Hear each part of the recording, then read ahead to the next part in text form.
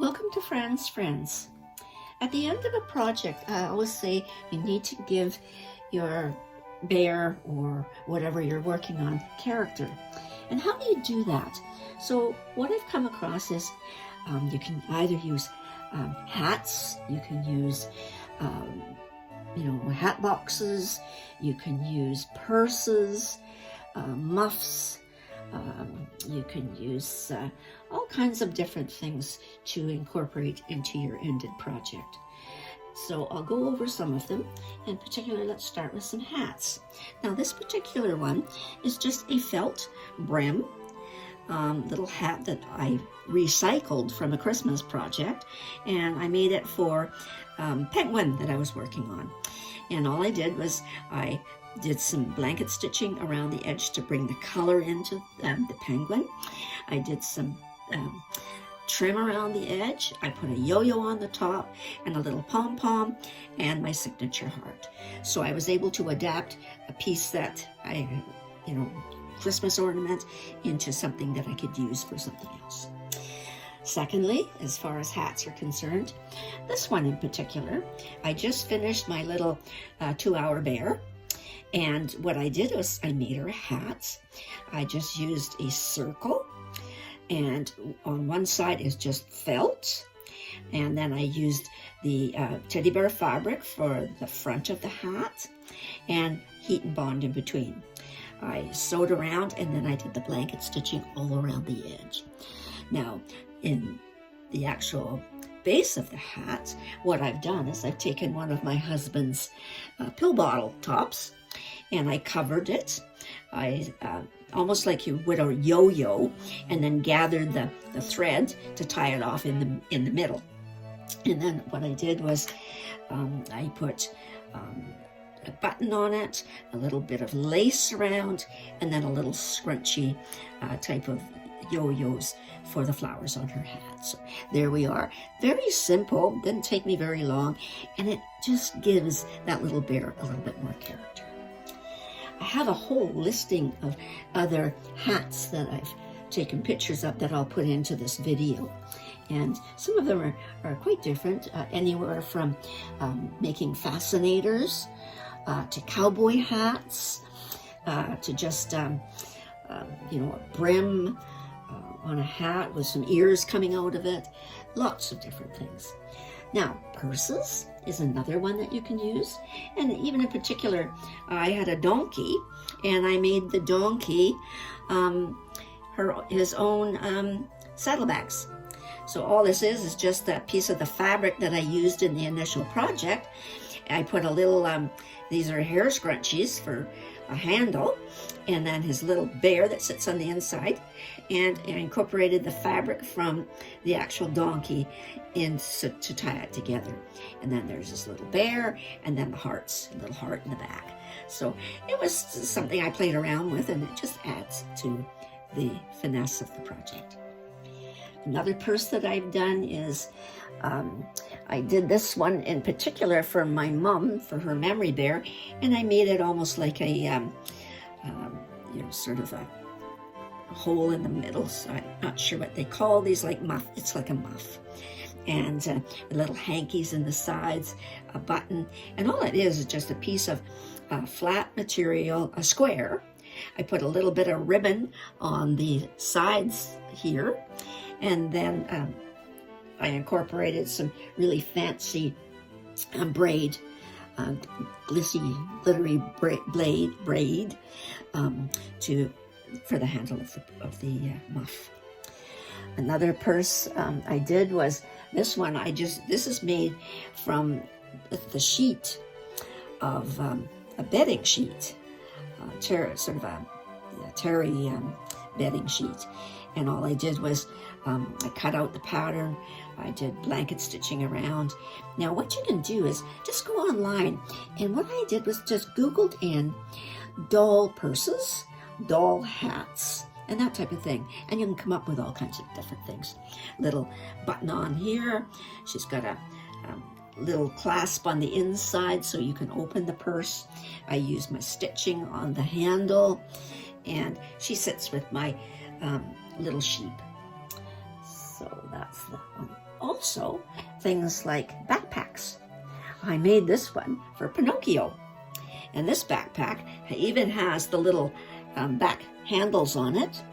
And I got this one online, and I just enlarged it a bit.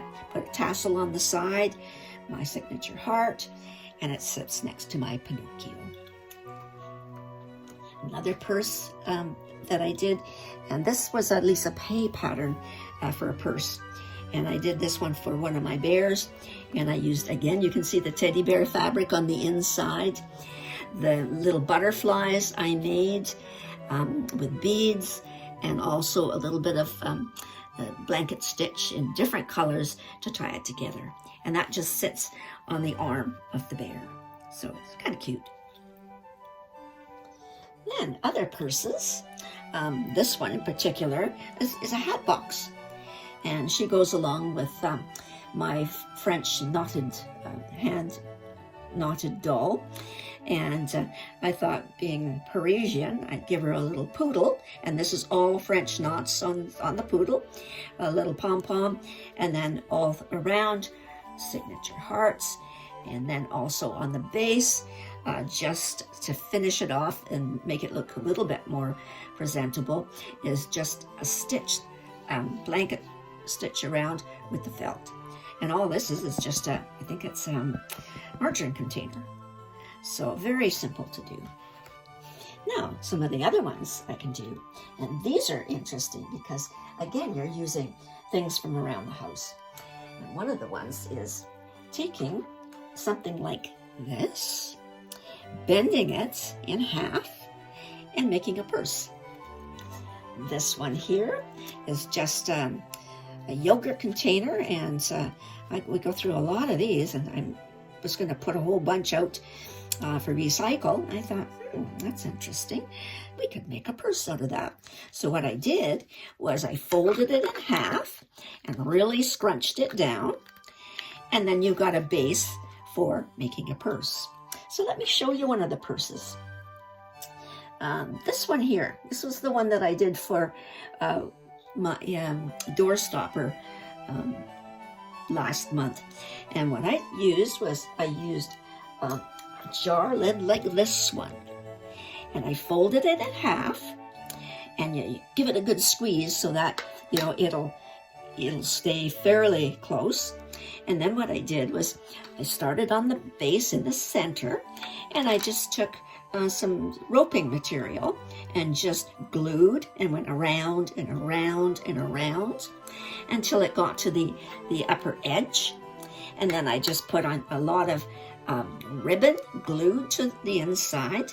I put a ribbon around the center and then a little button so that you can actually get it to stand. I filled it full of little bits of wool to sort of hide the inside of the tin. And then I made little hearts for the inside. And then I gave her a purse handle by using just I think this is just some upholstery trimming. So there you have a couple little heart here and a heart here, just to hide the edge where you glue the handle on. And then you have a purse made out of a simple old cap. So that's one of them. Here's another one. And this one is for a rabbit that I did. And I did the same thing, but I used a smaller lid, maybe something about that size or a little bit bigger, but that you can fold in half. And then I did the same thing, and I used again a cording, which I started to glue and went around and around in circles, and then put the little yo-yos on this one, and little yo-yos for the inside of the purse with a little bow and some ribbon on the back. So there you have another little purse for your project. So lots of purses that you can make. You can find, but again, just go online and say doll purses, and it give you a whole listing and patterns. Here's another little bag. I think this is more like like a muff, and all it is just a roll of fabric with a yo-yo on either side, and then just, and this is just a remnant that I had on my vintage hair. And it gave her just a little bit of a purse to go with it. So other purses, as I mentioned, June was my Scandinavian heart theme for my Christmas ornament. So I made my 2-hour bear a purse. So I used the teddy bear fabric, I used the canvas fabric. Here's the inside of the purse, that's what it looks like. So you can put a handle on it if you wish. And there you have a nice little purse. And that does not take very long at all to make. Again, what I did to give it a little more oomph is I did the stitching around the blanket stitching around the edges. So simple, but it adds to the character of your bear or your doll. So those are some of the things. What else can we use? What about parasols? I've done a couple of parasols. This one in particular, all it is just a circle. And this one, I think it's about an 8-inch circle. And I put a little bit of interfacing, adhesive interfacing, and then I cut out the circle, and then I just sewed around the edge. I sewed some lace on the top of it. And then what I did was I took a stick. You can buy like craft sticks. And what I did was I wrapped the craft stick in some, sort of a ropey material. I put a little bead on the bottom with a little stand for it to stand up. I did basically the same on the top. And then what I did was I just put a hole in the bottom of the circle and pushed it up onto the stick and then glued it. And then I just took my hand and just gathered the whole piece around, and then I just tied it really, really tight with some upholstery thread. So there you have a parasol. Simple to do, and it adds such a big difference to a project. Here's another one, and this is the one that I did for my Humpty Dumpty. And this is the fabric that I used for his suit. I did the same effect where this one I wrapped with binding, seam binding. And again, I used the stick, made the hole in the bottom, glued it onto the bottom, and then just gently, this one I particularly went around and folded it so it's a little bit more sturdy. Then what I did was I just glued, what are these? They're little cup holders into the base with a bead and then a little toggle. And there we have a parasol, or a umbrella, I would call this one, for Humpty Dumpty. So again, so simple to do, and yet it adds so much. Other things that I've done is I've made books to accompany projects. This one's simple one. I made large books. I've also made paper books that I've, with the outside cover, I've covered with the material. For instance, my Humpty Dumpty has a book, and I've actually put pictures of Google image Humpty Pinocchios onto the front and inside the pages of the book. So again, another thing you can do to embellish, to make your projects work. So again, take things like plastic covers.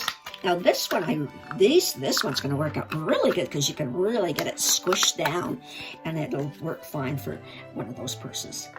Again, for part of the hat, depending on the size of your doll, you can use things like this. This is just a top of, I forget what. And even lids like this you can use. These ones, also, this is just a jar lid. So don't throw anything out because you can always use it. And these ones in particular, with this, because it's not got a base, what you can do with this is you could take your fabric, a circle of fabric, do like a yo-yo, pull it really, really tight, tie it off, but leaving a fairly large opening. So it'll tie off probably maybe about into that far. And then you bend it making sure that the inside is really tight, and then you've got a fabric purse on the outside so that you can start to embellish and work with on the inside. So again, lots and lots of things that you can do with embellishing and giving those favorite projects the character that they really do deserve to have. So that's one I wanted to do for a while because I'm always thinking of afterwards, oh, what can I do? For instance, on my doorstop, I made mice. On my rabbits, my hair rabbits, and my white rabbits. I put a watch on him with a big ruffle around his neck. There's so many different things that you can come up, and that's where if have got a little bit of time, or if I'm waiting for an appointment or something, I'll sit and I'll just Facebook or YouTube, different things to try, especially like this one. I've made my Christmas, and then I've made this one. I can make smaller ones, I can make larger ones, and you've got it made.